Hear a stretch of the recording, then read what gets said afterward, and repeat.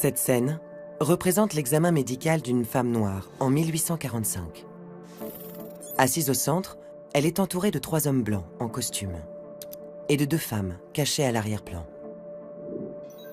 Peint en 1952 par l'Américain Robert Thom, le tableau suggère que la patiente à genoux sur la table est le sujet principal.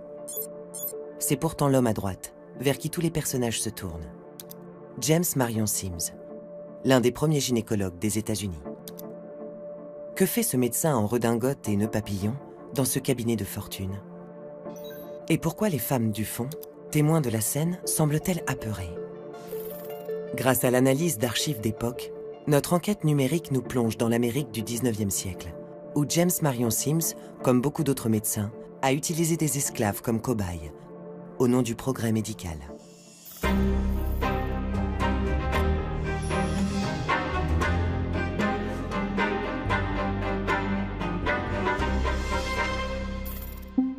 Conservé au musée de l'Université du Michigan aux États-Unis, le tableau fait partie d'une collection sur les grands moments de la médecine. Vaccin contre la rage, invention du stéthoscope, découverte des antibiotiques. La série met en lumière l'histoire du progrès médical, de l'Égypte ancienne au XXe siècle. D'après la notice de notre tableau, James Marion Sims est décrit comme le père de la gynécologie. En entrant son nom dans un moteur de recherche, nous découvrons des gravures et tableaux à son effigie. Son nom est associé à des statues, des bâtiments et des découvertes. Il est l'inventeur d'une posture d'auscultation et du spéculum, un instrument gynécologique encore utilisé aujourd'hui. L'outil est d'ailleurs présent sur le tableau de Robert Thom. Mais qui est la femme qu'il s'apprête à examiner? La notice indique que c'est une esclave prénommée Lucie. La scène se déroule en 1845 à Montgomery, en Alabama, un État esclavagiste du sud-est des États-Unis. Pour en savoir plus, nous nous rendons sur le site de la Bibliothèque nationale du Congrès, où se trouve l'autobiographie de Sims. Lucie y est citée à de nombreuses reprises. Esclave de Tom Zimmerman, un planteur du comté de Macon, elle est présentée à Sims en 1845. Elle a alors 18 ans et vient d'accoucher. Comme beaucoup d'autres esclaves, elle souffre de fistules vésico-vaginales, une déchirure située entre la vessie et les parois du vagin. Considérée à l'époque comme incurable, cette pathologie se forme lors d'accouchements compliqués ou répétitifs. Et justement, à cette période, la question des naissances est cruciale pour le système esclavagiste. Sous la pression des abolitionnistes, un décret datant de 1806 interdit l'importation d'esclaves aux États-Unis, mettant fin au commerce triangulaire. Pour assurer le renouvellement de la main-d'œuvre gratuite, les planteurs se tournent alors vers les femmes esclaves, qu'ils encouragent à faire le maximum d'enfants.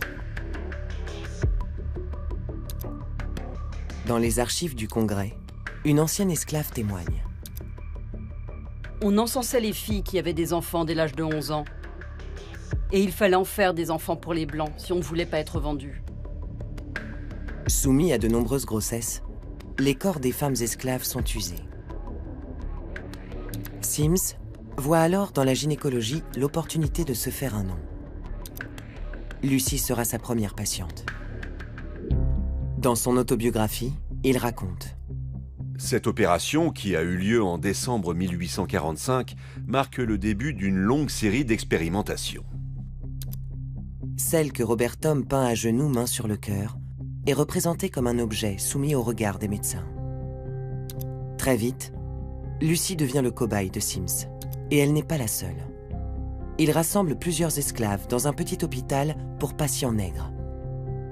Parmi elles, Anarcha et Betsey. Sûrement celle que l'on aperçoit cachée derrière le rideau blanc à l'arrière-plan, apeurée.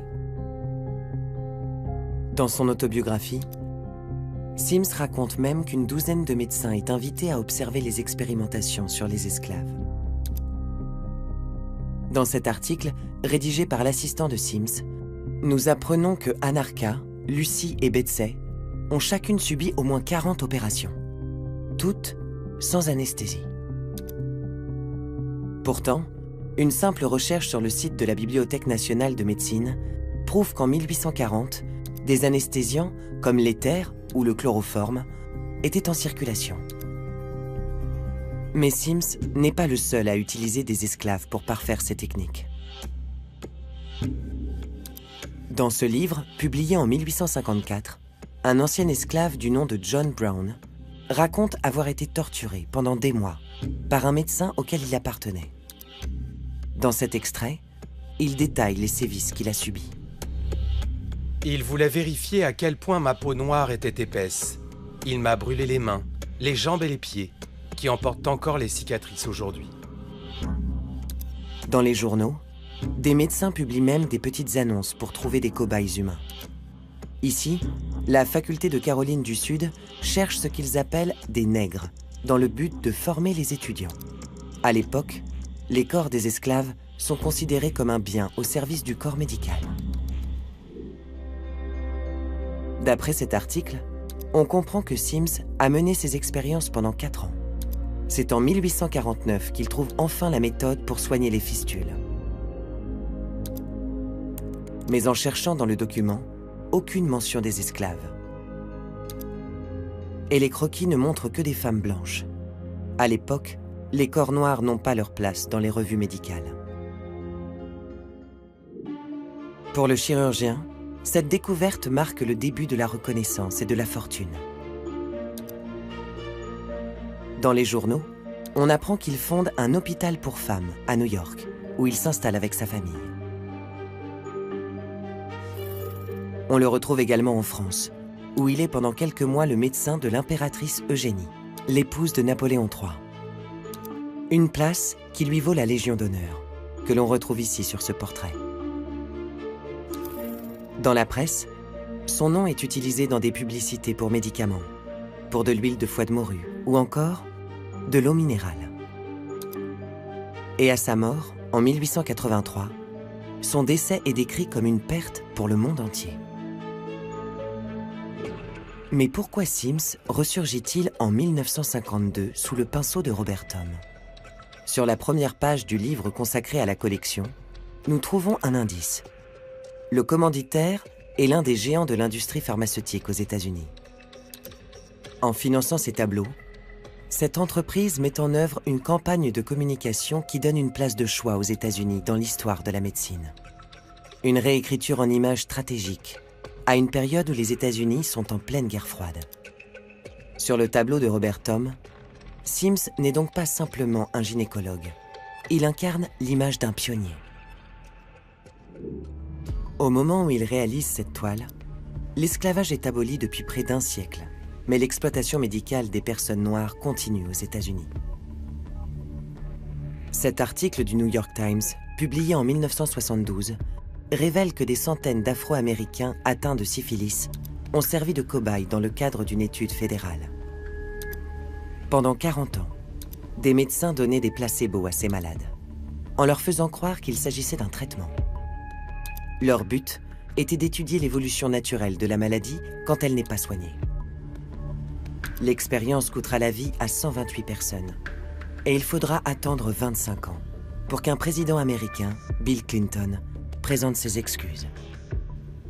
We can look at you in the eye and finally say, on behalf of the American people, what the United States government did was shameful, and I am sorry.